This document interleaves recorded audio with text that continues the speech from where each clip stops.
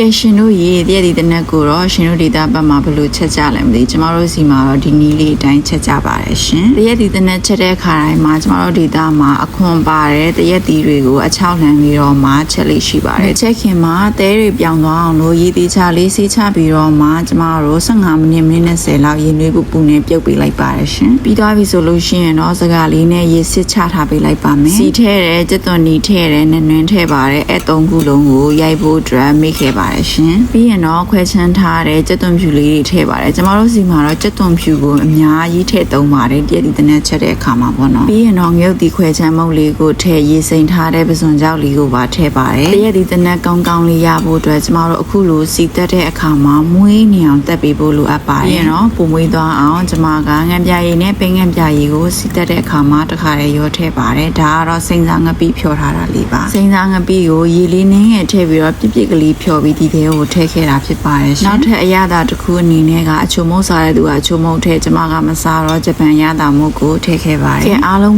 မွေးကလေးဖြစ်သွားပြီဆိုလို့ရှိရင်တော့ခဏကပြုတ်ထားတဲ့တရက်တီလေးတွေကိုထည့်ပြီးတော့အားလုံးကိုတသားရဲကြအောင်မွေပေးလိုက်ပါတယ်ရှင်ပြီးသွားရင်တော့စီသက်ရွက်လေးကိုထည့်ပါတယ်သူ့ကိုပြင်းတော်သိမ်းရွက်လို့လည်းခေါ်ပါတယ်အဲ့ဟာလေးကိုထည့်တယ်ဒါမရှိရင်တော့ကျမတို့မဆလာထည့်နိုင်ပါတယ်ကျမကနောက်ပိုင်းမဆလာကိုကိုယ်တိုင်မလုပ်နိုင်တဲ့အတွက်ကြောင့်မလို့အတက်နိုင်ဆုံး ready made တွေကိုဝယ်စားတာကိုရှောင်ပါတယ်ရှင်မိုးတက်တာတွေဘာတွေနဲ့ထိမှာဆိုလို့ပေါ့နော်ကဲဒါဆိုလို့ရှိရင်တော့အရသာရှိတဲ့တရက်ဒီတနက်ကြော်လေးရရှိလာပါပြီရှင်အားလုံးကိုကျေးဇူးပါဘိုင်ဘိုင်